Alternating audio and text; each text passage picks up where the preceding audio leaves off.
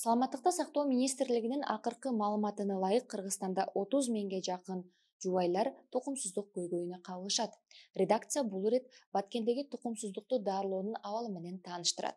Биринчи каарманыбыздын аты Айжан. Ал жолдошу менен экинчи баласын 8 жыл күткөн. Биз азыр миграция күч го. Экөөбүз тең Россияда иштеп жүргөнбүз да. Тем более баштап барганда биз кыргыздар билесиздер көбүнчө кара жумуштарда иштейбиз. Мен өзүм посудада иштеп жүрдүм, уборкада иштеп жүрдүм.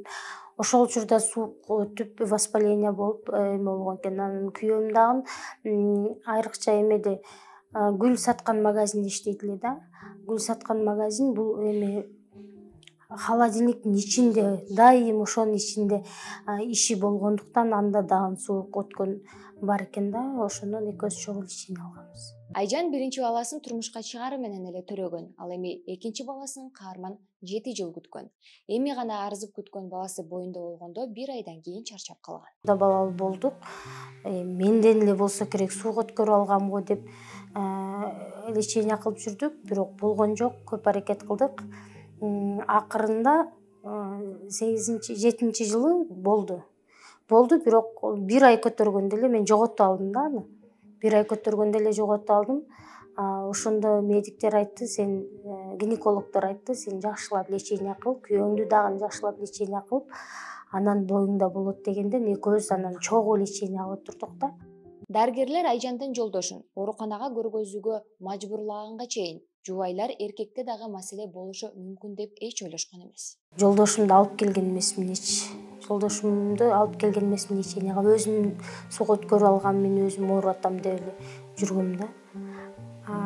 Көрсө чогуу дарыланыш керек экен. Аял менен күйөөсү чогуу дарыланганда результат болот экен деп ишендим. Аял адам ушундай экенбиз, өзүбүздү өзүбүз ичибизден жейткенбиз да. Психологиялык жактан мен эми ошол бир эле бала менен калып кетемби же мен эми жашоом ушундай эле болуп калабы деп. Бала кичине кезде анчалык билинбейт экен. Ошол баланын кылыктарына, ошонун эмелерине мындай көңүл буруп, ошолор менен кызыктуу болуп өтө берет экен. Бала чоңойгон сайын уже жаңы нерсе болгонуну ушунчалык күтүп, ушунчалык самап калат экенсиң да. Ошол учурда мен өзүмдү мындай психологиялык жактан өзүмдү өтө мындай жеп койдум да. Акыркы учурда күйөөм менен көп уруша турган болдук. Сен менен леченияга барбайсың, барсаң балким биз балалуу болуп кала элек деген учурларга чейин бардык. Акыры барайынча анда мен дагы анан экөөбүз чогуу барганбыз.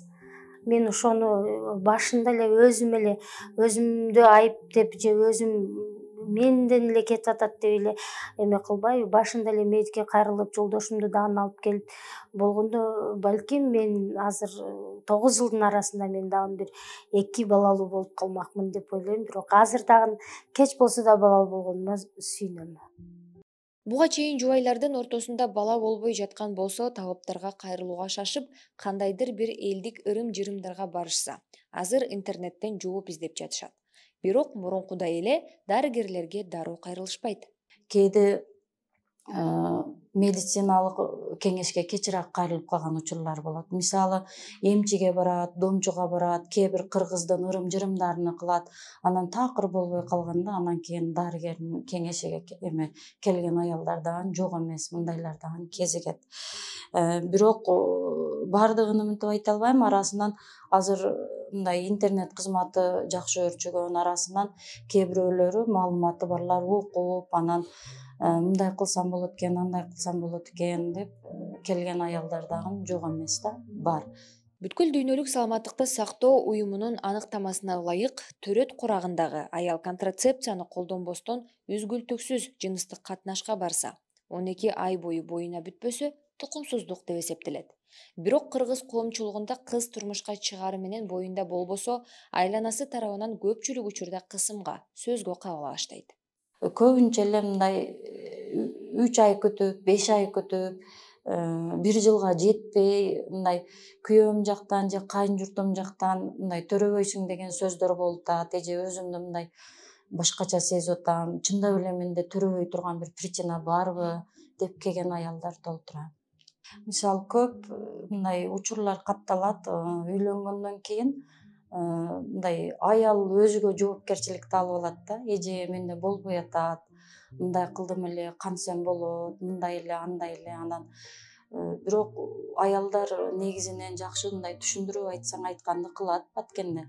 Мындай жолдошуң менен кел, экөөң чогуу дарылан, бала экөөң ортоңдо пайда болот деп анан мындай жолдошун дагы чакырып эме кылганга, ошол ситуациядан алып чыкканга жардам беребиз. Түгөлдөр ортосундагы тукумсуздук маселесинде аялдын гана күнөөсү бар болуп жатканына урологдор дагы түшүнүп жатат. Алардын айтымында баланын боюна бүтүүсүнө тоскоол болгон оорулардын көбүн убагында дарыгерлерге кайрылуу менен гана айыктырууга болот. Албетте эркек да медициналык көзөмөлдөн качпашы керек. Эркектер менен аялдардын айырмасы, аял кишилер көбүнчө биринчи аракетке баштайт. Себеби ойлойт сразу эле аялда причина деп ойлойт. Аял ошо гинекологдорго барып, ал жак бул жактарга барып текшерип жүрө берет. На самом деле эркектерде да болуп калышы мүмкүн причина. Ошондуктан эркек эрте кайрылбайт. Аял качан кайрылып бүтүп дарыланып, биз 1-2-3 сыйра дарыланат. Андан кийин эркекти текшергенибизде аягында причина эркектен болуп калышы мүмкүн да. Ошондой учурлар көп биздечи. Бирок азыркы күндө жаштардын арасында бул неме түшүнүк уже пайда болду. 5 жыл 10 жылга караганда азыр мындай жакшыра баштады да. Себеби бизге мындай жаңы үйлөнгөн жаштар келет, 1 ай 2 ай эле үйлөнгөн болуп, уже тынчсызданып баштайт да, уже аялы күйөөсүн ээрчите келет бизгечи.